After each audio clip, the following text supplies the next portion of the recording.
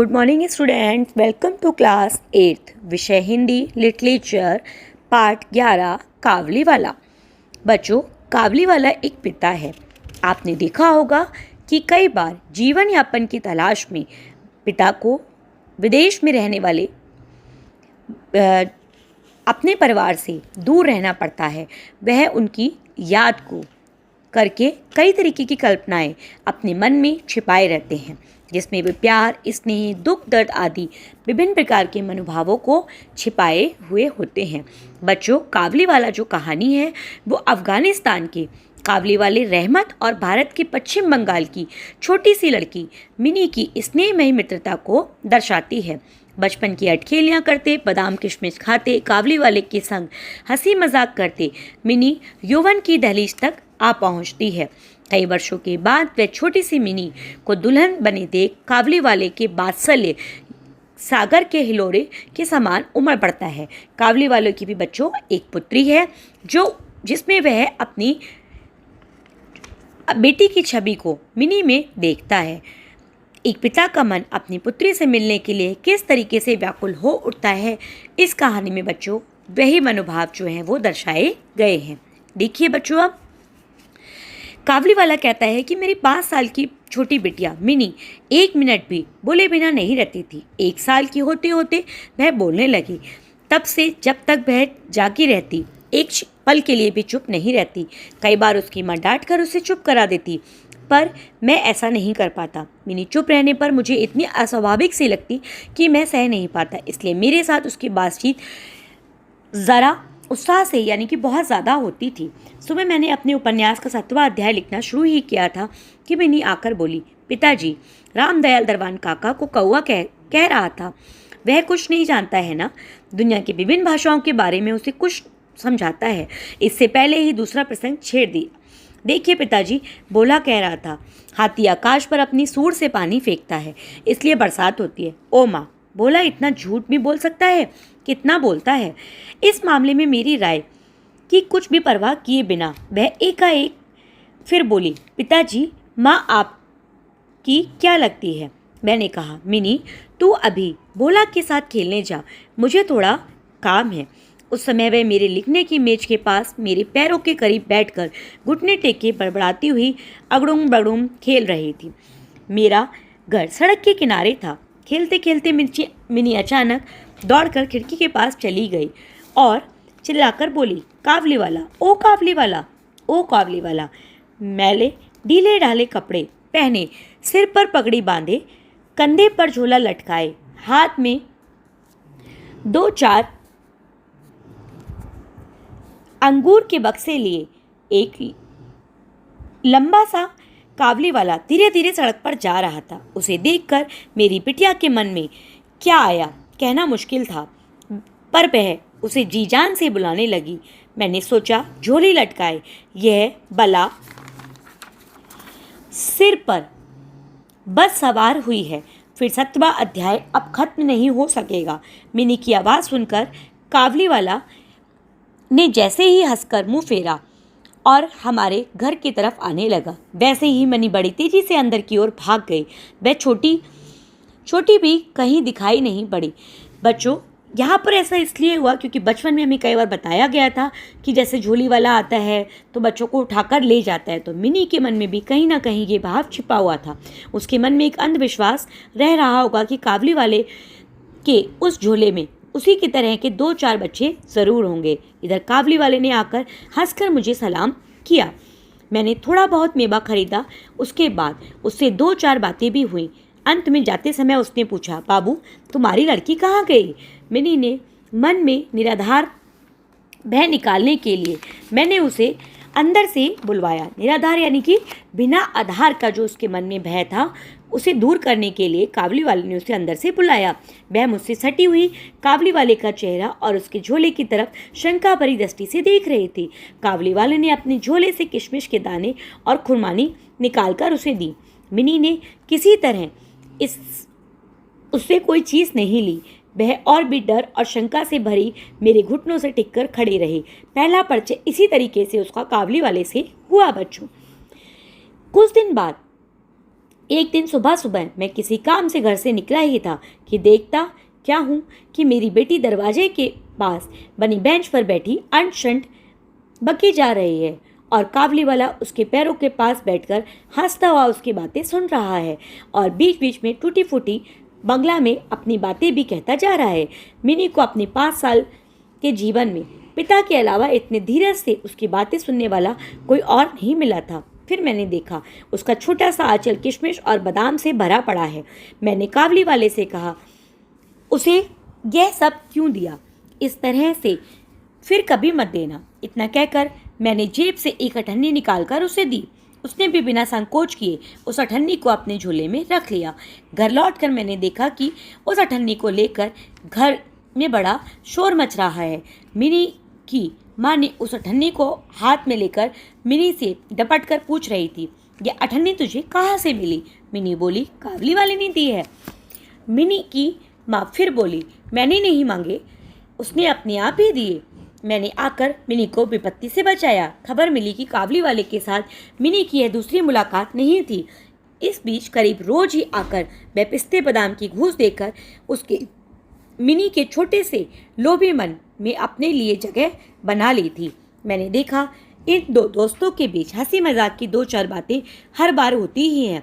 रहमत को देखते ही मेरी लड़की हंसकर पूछती, काबली वाले, ओ काबली वाले, तुम्हारे उस थैली में क्या है? रहमत एक अनावश्यक बिंदु छोड़कर कहता, हाथी। उन दोनों में एक बात और भी अक्सर होती। रहमत मिनी से कहता, खोकी तोमी शुशार बाड़ी खाओ ना जावने, मुनी तुम ससुराल कभी मत जाना। रहमत काल्पनिक ससुर के प्रति गुस्सा दिखाकर कहता, हामी ससुर के मारवे, मैं ससुर को मारूंगा।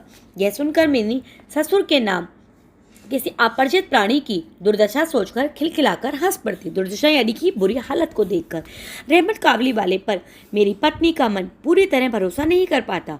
उस पर मैं बराबर नज़र रखूं, इसके लिए वह बार बार मुझसे मिन्नतें करती थी। मैं हंसकर उसकी शंका को टालता तो वह एक के बाद एक प्रश्न करती, जैसे कभी भी किसी का बच्चा चोरी नहीं हो जाता। काबली देश में क्या गुलाम प्रथा नहीं है? एक लंबे चौड़े काबली वाले के लिए एक छोटे से बच्चे को उठा कर ले जाना क्या बिल्कुल असंभव काम है? मुझे कहना पड़ा कि बात असंभव ही नहीं बल्कि अविश्वसनीय भी, यानी कि विश्वास करने योग्य नहीं है। विश्वास करने की शक्ति सबकी एक जैसी नहीं होती, इसलिए मेरी पत्नी के मन में डर बना ही रहा। फिर भी बिना किसी गलती के रहमत को अपने घर पर आने के लिए मैं मना नहीं कर सका। हर साल माघ के महीने में रहमत अपने देश जाता था। इन दिनों अपने लेन देन का हिसाब करने में मैं व्यस्त रहता। घर जाकर पैसा वसूलना पड़ता। फिर भी एक बार समय निकालकर वह मिनी से ज़रूर भेंट करता। देखने पर सचमुच लगता था जैसे दोनों के बीच कोई षड्यंत्र रचा जा रहा है। षड्यंत्र यानी कि बच्चों, कोई भी जो है वो साजिश रची जा रही है। जिस दिन रहमत सुबह नहीं आ पाता उस दिन शाम को आता। सांझ के आधे अंधेरे में ढीले ढाले कुर्ते पजामे में झूला लटकाए काबली वाले को देखकर वाकई मन में एक आशंका सी हो जाती। पर जब मैं देखता कि मिनी काबली वाले ओ काबली वाले कहकर हंसती हंसती दौड़ती हुई आती और 2 दोस्त जिनकी उम्र में इतना अंतर था आपस में बही पुरानी हंसी मजाक करते तो मेरा मन भी प्रसन्न हो उठता। एक दिन सुबह पढ़ाई के अपने छोटे से कमरे में बैठकर मैं अपनी किताब के प्रूफ देख रहा था। जाते जाते सर्दी कसकर पड़ रही थी। लोग ठंड से कांप रहे थे। खिड़की से धूप छनकर मेरे पैरों पर पड़ रही थी। बड़ा अच्छा लग रहा था। सुबह के शायद 8 बज रहे थे। इसी समय सड़क पर बड़े जोर से शोरगुल सुनाई पड़ा। मैंने देखा हमारे रहमत को 2 सिपाही बांधकर ला रहे थे। उसके पीछे उत्साहित बच्चों की टोली चल रही थी। रहमत के कपड़ों पर खून के छींटे थे। मैं और एक सिपाही के हाथ में खून सा रंगा हुआ एक छुरा था। मैंने कमरे से बाहर निकलकर सिपाहियों को रोका और पूछा, मामला क्या है? कुछ सिपाहियों से और कुछ रहमत से सुनकर जो जान सका उससे ये मालूम हुआ कि हमारे ही एक पड़ोसी से रामपुरी चादर खरीदने के लिए रहमत ने कुछ रुपए उधार लिए थे। बाद में वह उसे कर्ज से मुकर गया। इस बात को लेकर पहले बहस हुई और फिर बात इतनी बड़ी कि गुस्से में आकर रहमत ने उसके पेट में छुरा घोंप दिया। रहमत उस झूठ को गालियां दे रहा था। ठीक उसी समय मिनी काबली वाला ओ काबली वाला पुकारता दौड़ी आई। रहमत का चेहरा खुशी से खिलखिला उठा। आज उसके कंधे पर थैला नहीं था, इसलिए थैले से संबंधित मजाक आज नहीं हो पाया। मिनी एक सांस में पूछ गई, तुम ससुराल जाओगे? रहमत हंसकर बोला, वहीं जा रहा हूँ। पर तुरंत रहमत को लगा उसका यह जवाब मिनी को पसंद नहीं आया, तो उसने हाथ दिखाकर कहा, क्या करूँ? ससुर को मारता पर हाथ जो बंधे थे। गंभीर रूप से चोट पहुंचाने के अपराध में रहमत को कई साल तक कैद की सजा मिली। उसकी बात एक तरह से मैं भूल ही गया। जब उसके अपने घरों में बैठे अपने रोज के कामों में दिन काटते रहते, तब एक स्वतंत्र पहाड़ों का आदमी कैद खाने में किस तरह अपने दिन काट रहा होगा, यह मुझे याद भी नहीं आया। फिर जैसे जैसे मिनी बड़ी होती गई, एक एक करके उसकी सखियों की संख्या बढ़ती गई, यहाँ तक कि वह अपने माता पिता के लिखने के कमरे में भी अधिक नहीं आती। मैंने तो एक तरह से उससे छुट्टी ही कर ली थी। कई साल बीत गए, एक और सरद आई।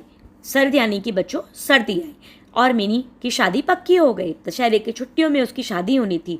दुर्गा की तरह ही मेरे घर की आनंदमयी अपने पिता का घर अंधकार में करके अपने पति के घर चली जाने वाली थी। आज पौ फटते ही अर्थात सूरज के निकलते ही मेरे घर पर सनाई बजने लगी। इसका सुर जैसे मेरे हृदय की हड्डियों से टकराकर रोता हुआ निकल रहा था। आज मेरी मिनी की शादी थी। सुबह से ही लोगों का आना जाना चहल पहल शुरू हो गई थी। आंगन में शमियाना लगाया जा रहा था। घर के हर कमरे और बरामदे में झाड़ फनूस लगाए जा रहे थे। शीशे की टुन टुन आवाज उठ रही थी। खूब हल्ला गुल्ला हो रहा था। मैं अपने लिखने के कमरे में बैठकर हिसाब किताब देख रहा था। एकाएक रहमत आकर मुझे सलाम करके सामने खड़ा हो गया। मैंने तो पहले उसे पहचाना ही नहीं। उसके पास उसका झोला नहीं था, उसके बाल लंबे थे और शरीर पहले जैसी ताकत नहीं थी।